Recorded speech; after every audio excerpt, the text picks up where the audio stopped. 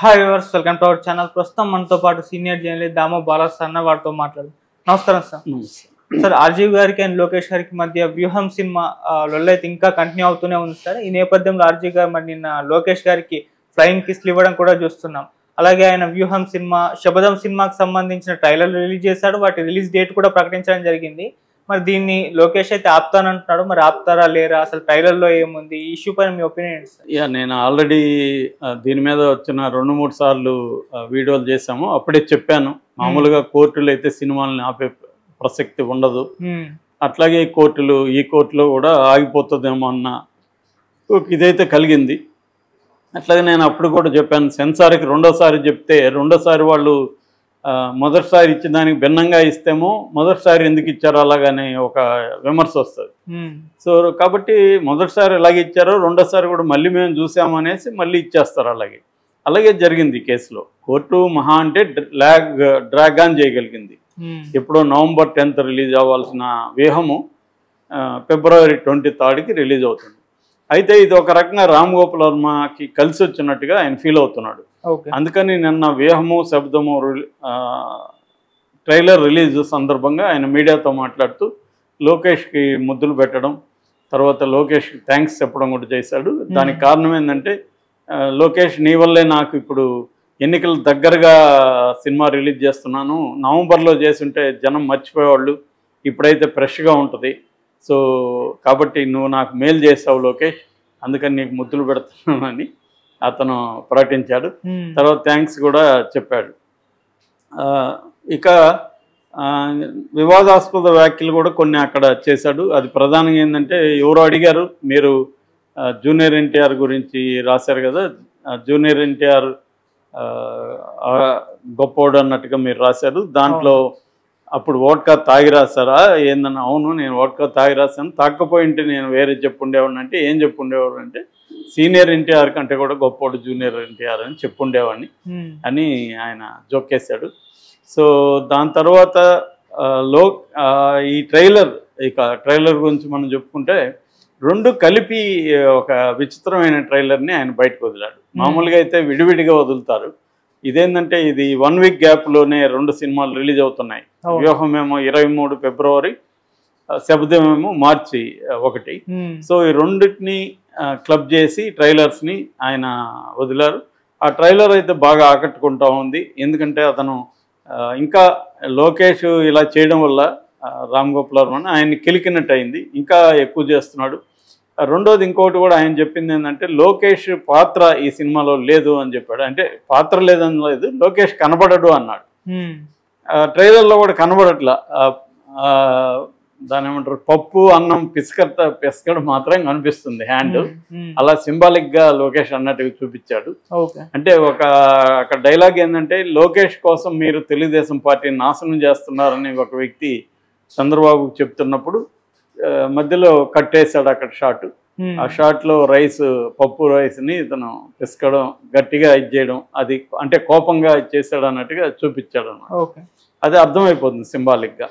Maybe cinema అంతా అలా సింబాలిక్గా పెట్టాడా లోకేష్ని, కావాలని కట్ చేసేసి సింబాలిక్గా పెట్టాడా కోపంతో అనేది తెలీదు. అది చేస్తుంటారు. మొన్న ఎవరో ఒక ఫేస్బుక్లో కూడా కామెంట్ పెట్టారు, నేను సినిమా చూశాను, లోకేష్ పాత్ర హైలైట్ ఈ సినిమాలో అని. అది కూడా సెటైరికల్గానే అనిపిస్తుంది. అంటే లోకేష్ పాత్ర ఎందుకు హైలైట్ అంటే, లోకేష్ కనబడకుండా లోకేష్ ప్రజెన్స్ ఆడియన్స్ ఫీల్ అయ్యే విధంగా చేశాడా అన్న ఇది మనకి ట్రైలర్లో కనబడుతుంది. అంటే ఒక రకంగా వీళ్ళిద్దరి మధ్య లోకేష్ ఏమో సీరియస్గా తీసుకొని రామ్ గోపాల్ వర్మని తిట్టడం కావచ్చు, కోర్టులకి వేయడం కావచ్చు చేస్తున్నాడు. ఈయనేమో సెటైరికల్, తన పద్ధతి ఉంటుంది, సెటైర్లు వేయడం, దాన్ని మా భాషలో చెప్పాలంటే కిండల్ చేయడం, ఇలాంటిది ఉంటుంది అనమాట. సో అలాగే చేస్తున్నాడు. సో ఇప్పుడు ఆ ట్రైలర్లో కూడా ప్రధానంగా జగన్ పాజిటివ్గా చూపించడం, చంద్రబాబుని పవన్ కళ్యాణ్ని నెగిటివ్గా చూపించడం, చంద్రబాబునేమో సీరియస్గా చూపిస్తూ ఒక డైలాగ్ కూడా ఉంది, మామూలుగా మనం ముసలి పాముకు ఎందుకు భయపడతా ఉంటే వాటి కళ్ళల్లో ఎమోషన్ ఉండదు, అందుకనే మనం వాటిని చూస్తే భయం. సో అలాంటి మూడవ జీవిని నేను ఒకరినే చూశాను అని చెప్పి చంద్రబాబుని ఇంట్రడ్యూస్ చేస్తాడు. అంటే ముసలి పాము కంటే ఇతను డేంజర్ అన్నట్టుగా. దాని తర్వాత కొన్ని జగన్ చేసే వాటిని ఇతను ఎలా అడ్డుకున్నాడు అలాంటివి చూపిస్తున్నాడు. దాని తర్వాత జనమంతా పెద్ద ఎత్తున వస్తే చనిపోతారేమో అని చెప్పినప్పుడు కూడా అది అధికారులు పోలీసులు చూసుకుంటారు, మనం మన అజెండాని ముందుకు తీసుకెళ్దాం అన్నట్టుగా చంద్రబాబు మాట్లాడడం. అంటే చనిపోయినా పర్లేదు మన అజెండా ముఖ్యం అన్నట్టుగా చంద్రబాబు అనుకున్నట్టుగా చెప్పడం. ఇలాంటి అంశాలంతా దాంట్లో ఉన్నాయి.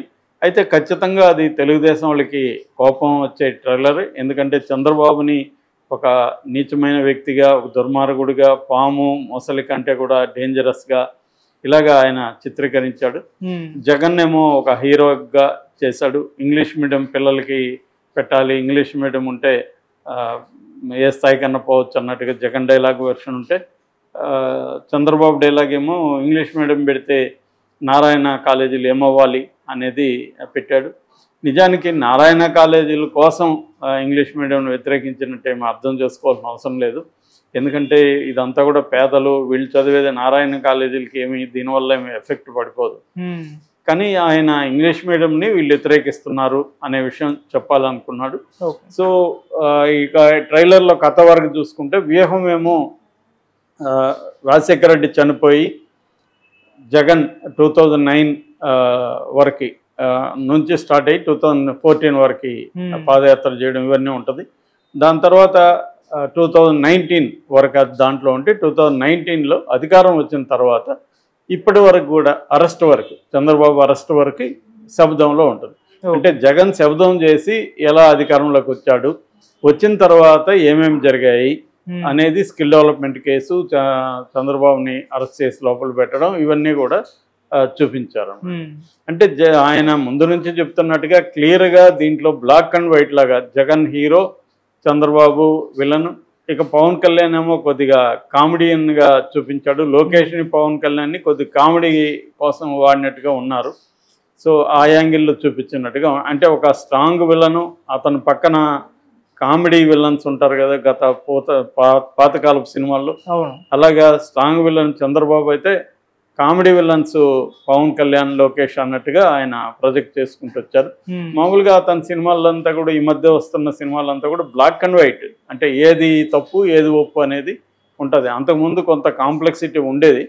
అందులో కూడా క్లియర్గా ఆయన ఎన్ని చెప్పినా కూడా ఫైనల్గా ఎవరు విలన్ ఎవరు హీరో అనేది తెలిసిపోతూ ఉంటుంది. కానీ అది కొద్దిగా కాంప్లెక్స్గా ఉండేది. ఇక్కడ ఇప్పుడు తీస్తున్న సినిమాల్లో క్లియర్గా ఆయన ఎవరో ఒక పక్షం తీసుకొని ఇంకొక పక్షాన్ని నెగిటివ్గా ఉండడం అనేది కనబడుతుంది. ఈయన ఓపెన్గానే చెప్తున్నాడు, నాకు వైసీపీతో పని లేదు, నాకు జగన్ అంటే ఇష్టము, జగన్ నచ్చుతాడు నాకు, the way he deals with things I like him అనేది ఆయన చాలాసార్లు చెప్పాడు. అట్లాగే చంద్రబాబు అంటే ఇష్టం లేదు, బికాస్ నాకు సీనియర్ ఎన్టీఆర్ అంటే ఇష్టం, ఆయన్ని వెన్నుపోటు పొడిచాడు కాబట్టి నాకు చంద్రబాబు అంటే ఇష్టం లేదు.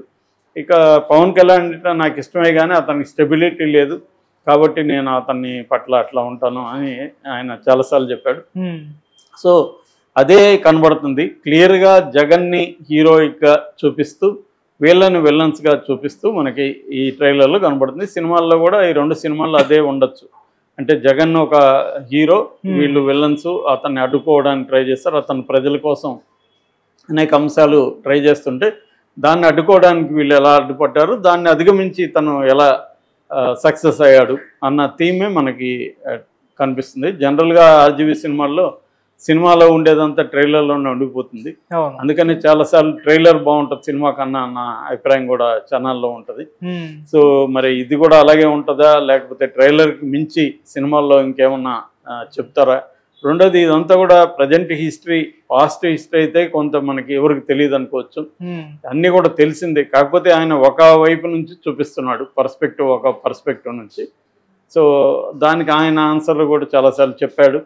ట్రూత్ అనేది ఏమి అబ్సల్యూట్ ట్రూత్ ఉండదు, నీ వెర్షన్ నా వెర్షన్ ఇంకొకరి వెర్షన్ అనేది తప్ప అబ్సల్యూట్ ట్రూత్ అనేది ఏమి ఉండదు. నా వెర్షన్ నేను చూపిస్తున్నాను, నేను నమ్మిన సత్యం అనేదాన్ని నేను చూపిస్తున్నాను, నువ్వు నమ్మిన సత్యం ఉంటే నువ్వు చూపించు అనేది ఆయన అనేకసార్లు చెప్తున్నాడు. అది లాజికల్గా కరెక్టే, కాదని ఎవరు అనలేరు. కాకపోతే ఏంటంటే ఇక్కడికి వచ్చేసరికి రాజకీయాల్లో చంద్రబాబుని ఇలాగా విలన్గా చూపించడం ఎంతవరకు కరెక్ట్ అనేది ప్రశ్న. కానీ ఆయన ఏంటంటే నేను అనుకున్నది నేను చూపిస్తున్నాను, నువ్వు అనుకుంటే నువ్వు చూపించాను అంటున్నారు. అలాగే ఇప్పుడు దీనికి పోటీగా రాజధాని ఫైల్స్ వస్తుంది, దాంట్లో జగన్ విలన్గా క్లియర్గా చూపిస్తున్నారు, చంద్రబాబుని లేకపోతే అమరావతి రైతుల్ని హీరోలుగా దాంట్లో క్లియర్గా చూపిస్తున్నారు. సో ఇలాంటివి సో అది కరెక్ట్ అయినప్పుడు ఇది కూడా కరెక్టే, ఇది తప్పే అది తప్పు అనుకుంటే ఇది కూడా తప్పే. కాబట్టి ఇక్కడ ఎవరి అభిప్రాయాన్ని వాళ్ళు క్రియేటివ్ ఫ్రీడమ్ ఉంది కాబట్టి వ్యక్తపరచచ్చు, చర్చ జరగచ్చు, తప్పేం లేదు.